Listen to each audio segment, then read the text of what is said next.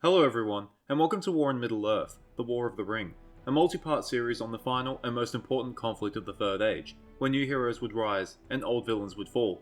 In this episode, we look at the destruction of Isengard, and the parley that occurred afterwards. For the first time in thousands of years, the Ents would play a role in the wars of Middle-earth, with devastating outcomes for Saruman and his minions. In the previous episode, we spoke about the Battle of the Hornburg, commonly known as Helm's Deep. This battle was a bloody affair for both sides, and to the men of Rohan, the situation seemed grim near to the dawn of the 4th of March. However, following Theoden's ferocious charge and the unexpected arrival of Erkenbrand's reinforcements, Isengard's army was obliterated in the fields beyond Helm's Dyke. A group that played a large role in the final sequence of this battle was the Huorns, sent by Treebeard to aid the men of Rohan. We need to go back a few days to understand what has happened here. On the 29th of February, Merry and Pippin enter Fangorn Forest after escaping Ugluk's orcs. There, they meet Treebeard and Ent. Ents are tree-ish looking creatures. They are large, sometimes standing over 4 meters tall, and they have exceedingly thick, bark-like skin. They are usually quite passive, slow in action and speech, but when roused to anger, they can demonstrate terrifying strength, being able to rip apart stone. The day after the arrival of the hobbits, an Entmoot begins. This is a summoning of many of the Ents of Fangorn Forest to discuss matters of importance, a rare event, especially in the Third Age. This particular Entmoot is called in regards to Saruman's devastation of Fangorn's outlying woods closest to Isengard. This is the fuel Saruman has been using to fire his forges. As Merry and Pippin soon find out, Entmoots are long, drawn-out events owing to the nature of the Ents and the use of their slow, deliberate native tongue. As a result, the Entmoot lasts all of the 30th of February, all of the 1st of March, and only ends on the afternoon of the 2nd of March. But this long, drawn-out debate comes with fruitful results. Realizing that they can no longer sit idly by, the Ents decide to march on Isengard, and, if required, they would attempt to destroy the fortress and whatever enemies remained within. It's important to note, as readers, we don't actually witness this battle firsthand. Everything we learn comes later from Merry and Pippin, who were present at the battle with Treebeard. From what we know, at least 51 Ents marched on the fortress, coming down from the woods at nightfall on the 2nd of March. They move through a ravine that runs into the valley north of Isengard. Behind the Ents come a horde of Huorns, and creeping through the darkness, they form a silent wood at the northern end of the valley. They stay there initially, but soon split into 2 groups. One group, accompanied by at least 3 Ents, begins moving southwards down the eastern edge of the valley. The other group begins to slowly spread around the ring of Isengard, working to encircle most of the fortress. Treebeard and several Ents silently move along the edge of the wall and hide near to the gates of Isengard. Some 40 to 50 miles to the south of Isengard, the Second Battle of the Fords of Isen is currently taking place. In fact, shortly after the Ents arrive, Isengard's main army sets forth from the fortress, completely oblivious to the powerful enemies that are hiding nearby. With Isengard's main army gone, the fortress is left with only a token garrison, probably numbering less than 1,000 in strength. Notably, Saruman is standing near Isengard's gates, watching his army as it marches away. Once Isengard's army is far enough out of range, Treebeard simply walks over to the gates, bangs on them a few times, and demands Saruman reveal himself.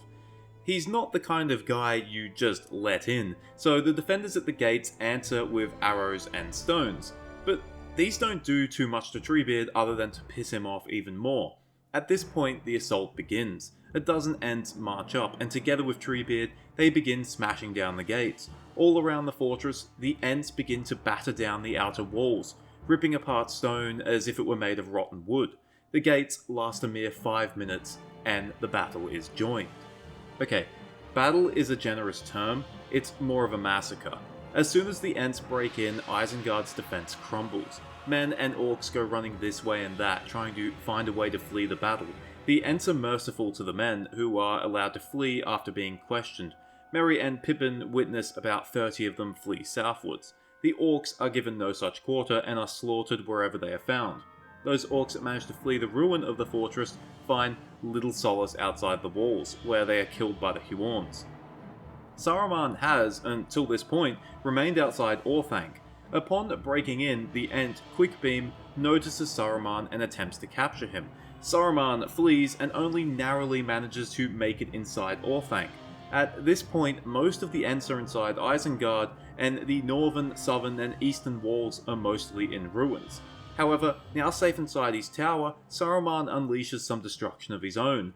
All of the holes and vents within Isengard, where hundreds of forges and warrens lie beneath, suddenly spurt forth flame. Several Ents are scorched, but none more than an Ent named Beachbone, who is set alight and presumably burns to death. The death of Beachbone really enrages the Ents, who begin hurling rubble at Orthanc or attempt to pull down the tower with their bare hands.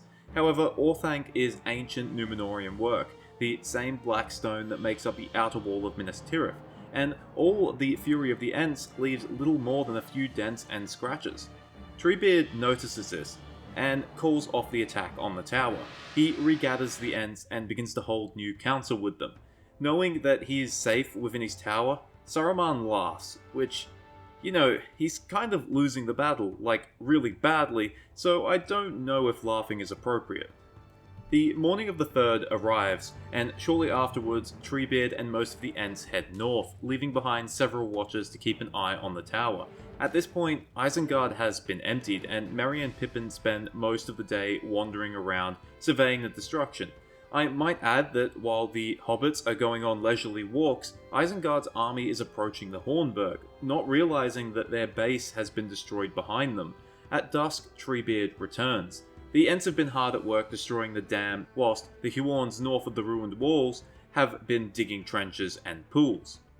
The hobbits then attempt to get some sleep, but they are soon woken up by the arrival of a single rider, Gandalf, who arrives sometime after dusk but before midnight. He has very little time for them and instead quickly speaks to Treebeard. The content of the conversation is unknown, but it appears to be in regards to Isengard's army. After Gandalf's departure, the Huorns in the south of the valley, as well as those that can be spared around the fortress, begin moving southwards, presumably to help in the Battle of the Hornburg. Around midnight, the water from the broken dam begins to reach the fortress, redirected by the trenches that the Huorns have dug. It's not a raging torrent like it is in the films, but a gradual tide that fills into Isengard, filling the holes and quenching the forges. The quenching of these forges sends steam high into the air that can be seen for the next 2 days from miles around. Mere hours later, Isengard's army is destroyed at Helm's Deep, and come dawn of the 4th of March, Isengard's power is broken. But Saruman himself is still safe within his tower, and he is soon joined by Wormtongue, who arrives on the morning of the 5th. He is understandably shocked by everything that has happened, and is captured by Treebeard, who forces him to swim across the ruined fortress to Orthanc. Hot on Grima's heels are Gandalf and Theoden. I mentioned that at the end of the last episode, that Gandalf wanted Theoden to ride to Isengard. Of course, Gandalf knows what has happened, thus the reason for the parley. Accompanying them are Aragorn, Legolas, Gimli, Éomer, and a small company of Theoden's household guards. They arrive at noon on the 5th, reuniting with Merry and Pippin and sharing their tales. Despite Gandalf's warning, all of them wish to attend the parley with Saruman.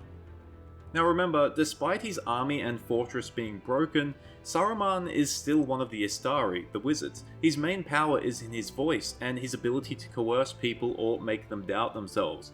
Upon arriving at Orthanc's steps, Saruman reveals himself on a balcony above, and using his voice, he attempts to gaslight Theoden. To explain it better, he literally plays the victim, claiming that he's the wronged party. Theoden remains silent, whether in doubt or anger is unknown, but his men actually begin to believe Saruman's words. Gandalf also remains silent, clearly giving Saruman a chance to show even just a sliver of repentance. But Saruman is pretty far gone in his wickedness by now, and he doubles down on his attempts to coerce his foes. However, he suffers 2 setbacks, from Gimli and from Éomer, who both speak out against him. Dwarves are naturally resistant to any form of corruption, and Éomer is a fiery kind of guy who has plenty of reason to hate Saruman personally. Saruman rebukes both of them, but these setbacks are enough for Theoden to speak up. "We will have peace. Yes, we shall have peace. We will have peace, when you and all your works have perished, and the works of your dark master to whom you would deliver us. You are a liar, Saruman, and a corrupter of men's hearts." Theoden continues on, but you get the idea, he's having none of it.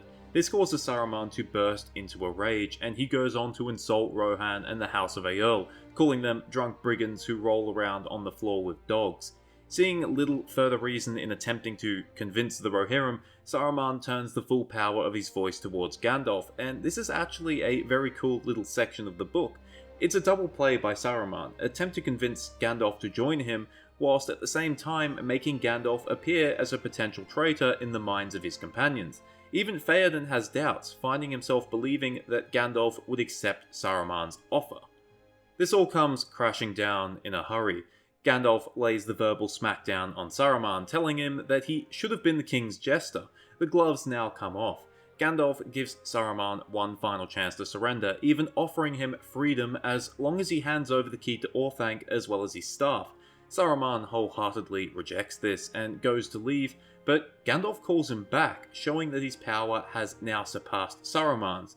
In their final words together, Gandalf casts Saruman from the Astari and shatters his staff. Saruman falls backwards and crawls away, but the last thing to come from Orthanc is not a word, but an object. A round, spherical crystal that bounces off the railing of Saruman's balcony and narrowly misses Gandalf's head. Pippin quickly runs over and collects it before it sinks into a pool. Éomer yells his displeasure, perceiving that Saruman had attempted to murder Gandalf with the object, but Gandalf points out that it came from above Saruman and was not thrown by him. He suspects it was instead thrown by Wormtongue, and Aragorn notes that given the aim, it might have been aimed at Saruman instead. Gandalf swiftly collects the object from Pippin and says that Saruman likely would not have thrown it away willingly, given the fact that it is actually the Orthanc stone, one of the Palantir, although Gandalf doesn't know this at the moment. Sure enough, as the company leaves Orthanc, they hear shrieks from above. Saruman is evidently not happy that Wormtongue has thrown away his most prized possession. As the company goes to leave Isengard, they bid farewell and thanks to Treebeard, who says that he and the Ents will make sure neither Saruman nor Grima leave Orthanc. Gandalf is thankful for this, given that he is not overly happy about the outcome of the parley. However, he still believes that Saruman's role in the war is over, and now he and his companions must focus on bigger, greater threats. For to the east, Sauron is gathering the last of his armies together. He will soon be ready to strike. Rohan has been saved for now, but not for long should the Anduin fall, and the realm of Gondor laid to ruin. Thank you for watching. I hope you enjoyed it, or at least found it interesting.